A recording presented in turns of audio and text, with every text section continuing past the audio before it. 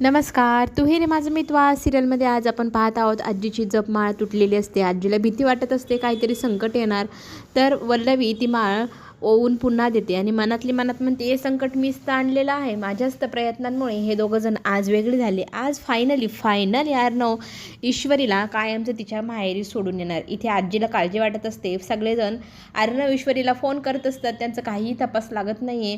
तितक्यातच तावातावाने गाडीचा आवाज येतो आणि वल्लवी त्या दिशेने पाहू लागते. तर अर्णव घरी आलेला असतो. तिला इतका आनंद होतो की बरं झालं हा आलाय. पण बघता बघता पाठीमागनं ईश्वरी ही गाडीतनं खाली उतरते. ते पाहिल्यानंतर वल्लवीचा मात्र संताप होतो. इतके प्रयत्न केले तरी हा मुलगा ह्या मुलीला परत घेऊन आलाय. सगळेजण घरात आल्यावर त्याला विचारत असतात काय झालं. तो थेट त्याच्या खोलीत निघून जातो. आणि ईश्वरी सांगू लागते ऑफिसमध्ये कुणाशी तरी भांडण झालं, त्याच्यामुळे ते टेन्शनमध्ये आहे म्हणून ते खोलीत गेले.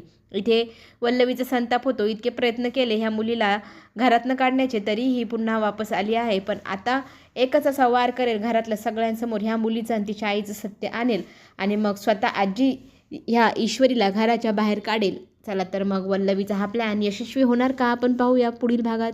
धन्यवाद.